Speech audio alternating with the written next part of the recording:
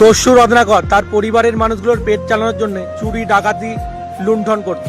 তো হঠাৎ করে একদিন বনের মধ্যে দিয়ে নারদ যাচ্ছিল এবং নারদকে কিন্তু ধরে ফেলে এবং তার কাছে যা কিছু আছে সমস্ত কিন্তু লুট করতে চায়। তখন নারদ বলে, তুমি এই যে সব কিছু আমার লুট করে নিচ্ছ কি জন্য? তো সে বলে যে আমার পরিবারের মানুষগুলোর পেট চালানোর জন্য। তখন নারদ বলে, আজকে তোমার যে পাপটা হচ্ছে সেই পাপের ভাগ কি তারা নেবে? আজকে তুমি যে পরিবারের মানুষগুলোর পেট চালাচ্ছ তুমি এই কাজ করে। বলে, কেন নেবে না? অবশ্যই নেবে। বলে, তাহলে এক কাজ করো, বাড়ির তোমার পরিবারের মানুষগুলোকে জিজ্ঞাসা করে এসো যে তোমার এই পাপের ভাগ তারা নেবে কিনা। তো এবার নারদকে তো এমনি ছেড়ে দেওয়া যায় না, তো তাকে গাছে বেঁধে রেখে তো বাড়িতে যায় জিজ্ঞাসা করতে। তো বাড়ির মানুষগুলোকে যখন পরিবারের মানুষগুলোকে জিজ্ঞাসা করে, তো পরিবারের মানুষগুলো বলে, না, কেন তোমার পাপের ভাগ নেব? তুমি পাপ করেছো, তোমার ভাগ তো আমরা কেউ নেব না। তখন নারদের পায়ে এসে পড়ে এবং কান্নার সুরে বলে যে আমার বিশাল বড় ভুল হয়ে গেছে।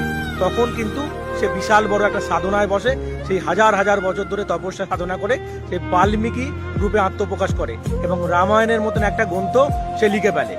আজকে কিন্তু তোমার বাড়ির পাশে দেখতে পাবে অনেক ব্যবসাদার আছে, 2 নম্বরি করে খাচ্ছে। অনেক সরকারি চাকরিওয়ালা মানুষ আছে, সে তার কাজ ঠিকভাবে করে না, ঘুষ নেয়। অনেক মানুষ কিন্তু 2 নম্বরি পয়সায় আজকে তার জীবনযাপন করছে। আজকে একটা কথা চিন্তা করো তো, সেই পয়সা ইনকাম করে তার ছেলে মেয়েকে ভালো জায়গায় পড়াচ্ছে, ভালো কিছু খাওয়াচ্ছে। আজকে যখন সে আয়নায় মুখটা দেখে, সে চিন্তা করে কি যে আজকে আমি যে টাকাটা ইনকাম করছি সে টাকাটা অসৎ, সেটা সৎ পথে নয়। আজকে যদি সৎ পথে নিজের ছেলে মেয়েকে যদি ডাল ভাতও খাওয়াতে পারে, সেটাই তো অরিজিনাল কাজ। তার কারণ হচ্ছে, সত্যি হচ্ছে, যদি তুমি জীবনে পাপ করে থাকো তার ফলটা কিন্তু তোমাকেই ভোগ করতে হবে, তোমার ছেলে মেয়ে কিন্তু সেই ফল ভোগ করবে না। আজকে যদি পাপটা তুমি নিজে করো তাহলে পাপটার ফল তুমি নিজে ভোগ করছো। তাহলে আজকে ছেলে মেয়ে বউ সবাইকে সুন্দর জীবন দিচ্ছ, তারা কিন্তু তোমার পাপের ফল ভোগ করবে না। এখনো কিন্তু সাবধান হও, কারণ যদি ভুল তুমি করো ফল কিন্তু তোমাকেই ভোগ করতে হবে। রাম আর রাবণের কিন্তু রাশি ফল একই ছিল, কিন্তু রাবণকে তার কর্মের ফল পেতে হয়েছিল। তাহলে তুমি আজকে যে কর্মটা করছো এর ফলও কিন্তু তোমাকে পেতে হবে।